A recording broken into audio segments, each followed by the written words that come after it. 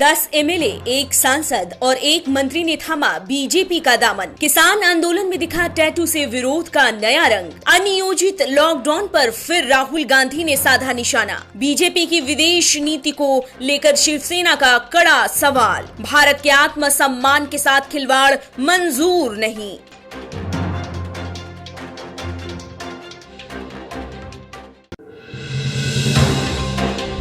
पश्चिम बंगाल में अगले साल होने वाले आगामी विधानसभा चुनाव से पहले बीजेपी एक के बाद एक टीएमसी को झटके दे रही है। आज गृह मंत्री अमित शाह ने बंगाल में रैली की, जिसके बाद टीएमसी के मंत्री शुभेंदु अधिकारी समेत टीएमसी सांसद सुनील मंडल और टीएमसी लेफ्ट और कांग्रेस के 10 अन्य विधायकों ने भी अमित शाह की मौजूदगी में बीजेपी का दामन थाम लिया। बीजेपी में शामिल होने के बाद शुभेंदु अधिकारी ने पीएम मोदी की तारीफ करते हुए उन्हें देश की आन बान और शान बताया। कृषि बिल के खिलाफ किसान आंदोलन और तेजी पकड़ने लगा है, तो वहीं किसानों ने विरोध करने का एक और नया तरीका निकाला है। दरअसल अब किसान टैटू बनवाकर विरोध प्रदर्शन कर रहे हैं। लुधियाना से आए टैटू आर्टिस्ट की टीम आंदोलन में बैठे किसानों को फ्री में टैटू बनाकर दे रही है। इनकी थीम किसान, किसानी और आंदोलन से जुड़ी हुई है। टैटू आर्टिस्ट ने कहा कि किसानों को मोटिवेट करने के लिए फ्री में बना रहे हैं टैटू। देश में कोरोना संक्रमण की संख्या 1 करोड़ पहुंचने के बाद कांग्रेस सांसद राहुल गांधी ने केंद्र सरकार पर निशाना साधा है। राहुल गांधी ने कहा कि कोरोना संक्रमण के 1 करोड़ मामले हो गए हैं और करीब 1.5 लाख लोगों की मौत हो गई। अनियोजित लॉकडाउन से लड़ाई को 21 दिनों में नहीं जीता जा सकता, जैसा कि प्रधानमंत्री ने कहा था, लेकिन इससे देश में करोड़ों जिंदगी बर्बाद हो गई। आपको बता दें कि देश भर में कोरोना संक्रमितों की संख्या 1 करोड़ पहुंच गई। हालांकि इनमें 95% लोग ठीक होकर घर जा चुके हैं।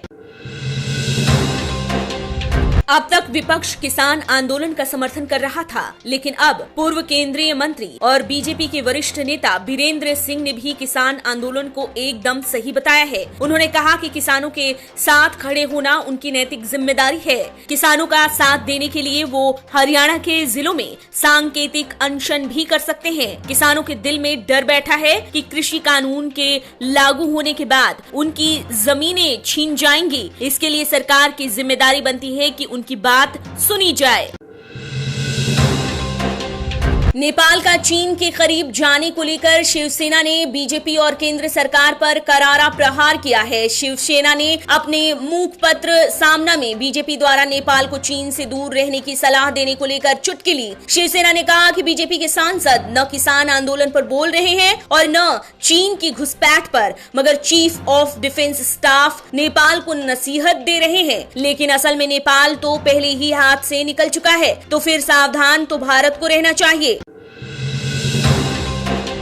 पाकिस्तान से आतंकियों की भारत में बार बार घुसपैठ की कोशिश और पाकिस्तान सेना के लगातार सीज फायर के उल्लंघन को लेकर भारत के रक्षा मंत्री राजनाथ सिंह ने आज पाकिस्तान को चेतावनी दी। कहा कि चीन के साथ सीमा विवाद से भारत जिस तरह से निपटा है, उससे साबित किया है कि भारत कमजोर नहीं है। इसी के साथ रक्षा मंत्री ने चीन को भी जवाब देते हुए कहा कि भारत विवादों के शांतिपूर्ण समाधान में विश्वास रखता है, लेकिन देश के आत्मसम्मान को किसी भी तरह का नुकसान बर्दाश्त नहीं किया जाएगा।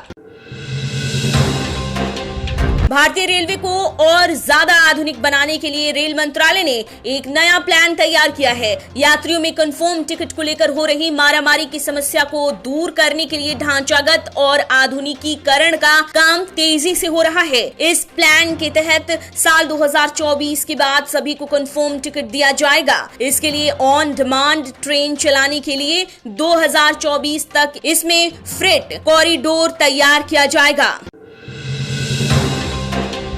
घोटाले की वजह से संकट में फंसे पीएमसी बैंक पर लगी पाबंदी को आरबीआई ने 31 मार्च 2021 तक बढ़ा दी है। हालांकि बैंक के पुनर्गठन और हिस्सेदारी के लिए अब तक 4 एक्सप्रेशन ऑफ इंटरेस्ट मिले हैं। बता दें कि बैंक स्कैम में कई सीनियर कर्मचारी के शामिल होने का आरोप है, जिसके बाद आरबीआई ने सितंबर 2019 में बैंक से पैसे निकासी पर रोक लगा दी थी। लेकिन ये पाबंदी अब अगले साल 31 मार्च तक जारी रहेगी।